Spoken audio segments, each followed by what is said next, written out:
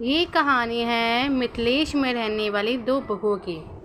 एक का नाम था सोनल, दूसरी का नाम था मीनल। सोनल और मीनल रुकमती खानदान की बहुएं थी।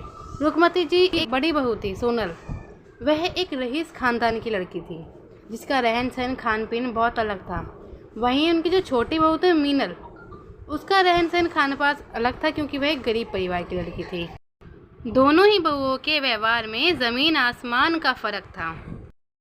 सोनल, मैं जब देखती हूँ तुम हमेशा खड़ी होकर मुझसे बात करती हो, और मीनल तुम हमेशा बैठ के बात करती हो, ऐसा क्यों?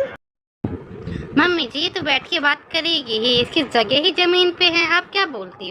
सोनल रोज़ रात में बाहर जाया करती थी, ड्रिंक करती थी और फिर अपने घर आया करती थी।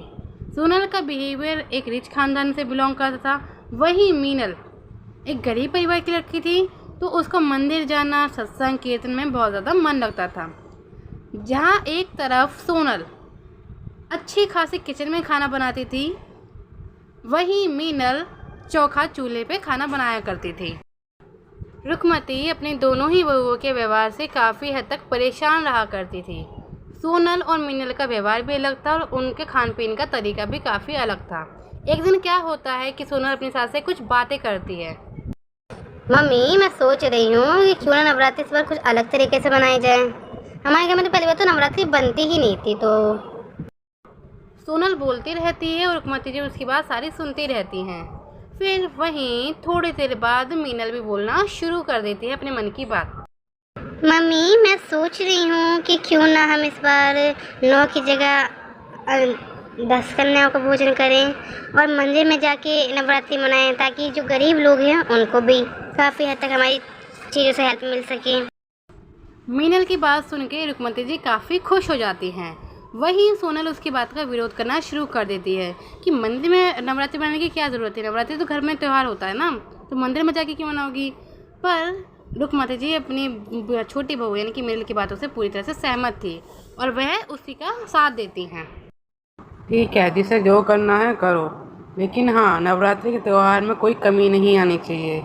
चाहे तुम सोनल सुन लो, मीनल तुम सुन लो, दोनों से ही बोल रही हूँ। रुकमती इतना बोलकर अपने कमरे की ओर बढ़ने शुरू कर देती है। तभी मीनल और सोनल दोनों एक दूसरे को देख रहे होते हैं। मीनल हमेशा आँख नीचे करके बातें करती थी क्योंकि वह बड़ों की इज्जत करना जानती थी, और सोनल हमेशा आँख में आँख डाल के बात करना पसंद करती थी। समय ऐसे ही बीतता रहता है। नौमी आने शुरू हो जाती हैं। नौमी के एक दिन पहले मीनल सारा सामान ला के रख देती है अपने किचन में और पूरी तैयारी करके बैठ जाती है खाना बनाने के लिए, ताकि कन्या के पूजन में कोई भी कमी ना आए और हम जब मंदिर में जाएं तो उसमें भी कोई कमी नहीं आनी चाहिए। थोड़ी देर बाद उसकी सास उसके कमरे के बाहर आती है, तो मीनल अपना खाना 56 भोग उसने बनाए होते हैं वह पूरा बरामदे में सजा देती है।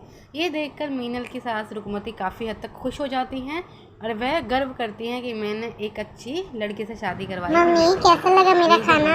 आपको अच्छा लगा? मैंने मेहनत से बनाया है, एक बार टेस्ट करोगे? मीनल खुशबू से ही पहचान जाती है खाना उत्तम बना है और भोग लगा नहीं सकते क्योंकि पहले भगवान को भोग चलेगा और कन्या पूजन होगी। तो वह अपनी बहू से कह के सारा खाना रखवा देते सेफली और वह दोनों सोनल के बारे में बात करना शुरू कर देते हैं। अगले दिन मीनल और रुकमती जाके मंदिर में कन्या पूजन करी आती हैं और सभी भक्तजनों को खाना प्रसाद देकर आ जाती हैं।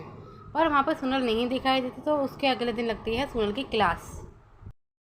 क्या बहू, कहाँ थी कल से? तुमने तो कहा था नवरात्रि मनाऊंगी, ऐसे मनाऊंगी वैसे मनाऊंगी, दिखी तक नहीं तुम ना। तुम्हारा खाना बना, कहाँ थी?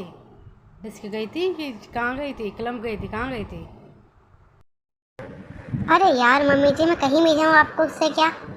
हाँ, मेरी मर्जी, मैं जहाँ जाना चाहूँ वहाँ जाऊँ, डिस्क जाऊँ, क्लब जाऊँ, कहीं भी ना जाऊँ, घर पे रहूँ, मेरी मर्जी। हाँ, नवरात्रि बनाने का नहीं मन था।